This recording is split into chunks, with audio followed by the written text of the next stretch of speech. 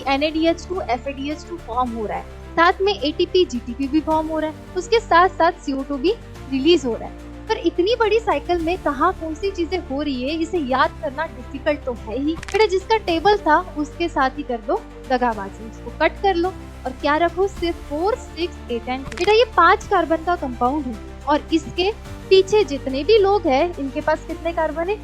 Hello बच्चों, respiration chapter में जब भी आपके क्रेब्स साइकिल की बात आती है तो बच्चों को उसे रिमेम्बर करना या उससे रिलेटेड क्वेश्चन को सॉल्व करना बहुत ही डिफिकल्ट लगता है। बेटा ये जो क्रेब्स साइकिल है वो हो रही है आपके माइटोकॉन्ड्रिया के मैट्रिक्स में, जहाँ पे आपका एसिटाइल कोएंजाइम ए मिलता है ऑक्सैलो एसीटेट से और फॉर्म करता है citrate, then cis aconitate, then isocitrate, then oxalosuccinate, then alpha ketoglutarate, then succinyl CoA, then succinate, then fumarate, then malate and again oxaloacetate। बेटा इस साइकिल के दौरान आपने नोटिस किया होगा कि NADH2 FADH2 फॉर्म हो रहा है, साथ में ATP GTP भी फॉर्म हो रहा है, उसके साथ साथ CO2 भी रिलीज हो रहा है। पर इतनी बड़ी साइकिल में कहाँ कौन सी चीजें हो रही है, इसे याद करना डिफिकल्ट तो है ही। तो बेटा देखते हैं कि इसे हम थोड़े से समय में कैसे याद रख सकते हैं और क्वेश्चंस को सॉल्व कर सकते हैं। बेटा आपको करना क्या है कि इन साइकिल में जितने भी कंपोनेंट्स हैं उनके बस फर्स्ट लेटर को याद रखो। जैसे सिट्रेट का हमने सी ले लिया, सी सैकोनिटेट का भी सी, आइसोसिट्रेट का आई, ऑक्सैलोसक्सिनेट का ओ, अल्फा कीटोग्लूटारेट का अल्फा, सक्सिनाइल कोए का एस, सक्सिनेट का भी एस, फ्यूमरेट का हमने एफ ले लिया है और मैलेट का हमने एम ले लिया है और ऑक्सैलो एसीटेट का ओ। बेटा अभी मेरे पीछे एक बार बोलो, CCIO अल्फा, स फू मा ओ।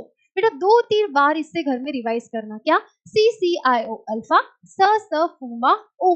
ओ यानी कि सर्कल, सर्कल यानी कि जहां पे चीजें स्टार्ट हुई थी वहीं पे क्या हो जाएगी, एंड हो जाएगी। तो बेटा हमें इसे बस स्टेप के नाम देने हैं कि ये थी आपकी फर्स्ट स्टेप जहां से चीजें स्टार्ट हुई थी, ये second, third, fourth, fifth, six, seven, 8, 9 and यहीं पे एंड होगी, मतलब ये 10 स्टेप।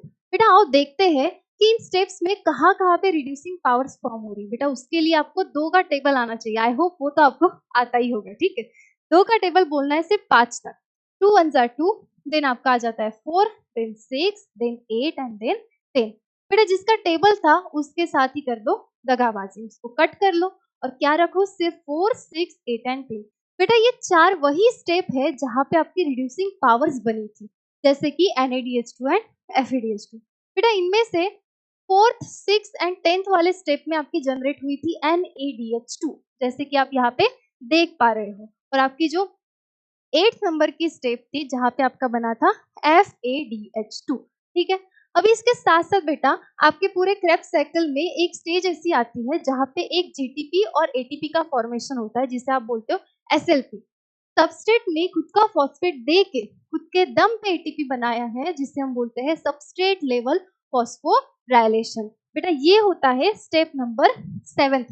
तो 7 का SEV है, 7 का S ले लो, SLP का S ले लो और याद कर लो कि 7 स्टेप में आपका फॉर्म हुआ है एक ATP या GTP। इसके साथ साथ बेटा आपने पीछे देखा होगा कि 2 कार्बन डाइऑक्साइड भी तो रिलीज हुए थे, वो कहाँ हुए थे, वो याद करने के लिए आपको याद रखना होगा कि आपके अल्फा कीटोग्लूटारेट के पास कितने कार्बन है।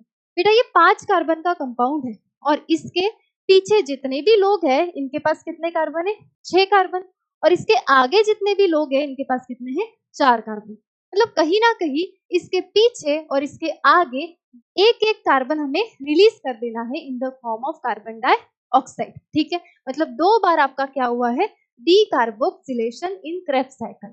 और उसके साथ साथ बेटा याद रखना कि इस स्टेप में आपके अल्फा कीटोग्लूटारेट से जब सक्सिनाइल कोए बन रहा था उस टाइम पे NADH2 भी तो फॉर्म हुआ था, मतलब ऑक्सीडेशन भी हुआ था और डीकार्बोक्सिलेशन भी हुआ था। तो अगर ऑक्सीडेटिव डीकार्बोक्सिलेशन कितने बार होता है ये पूछा जाए तो आप बोलोगे कितने बार, 1 बार। और डीकार्बोक्सिलेशन कितने बार हुआ है, 2 बार। बेटा आई होप आपको इस चीजों से ये सारी चीजें याद होने में फायदा होगा। बोलना क्या है हमें, CCIO अल्फा, स फू मा ओ। बस 1 से 10 तक नाम दे दो, ट्रू का टेबल याद कर लो और बाकी चीजें आपको याद रह जाएगी, ठीक है।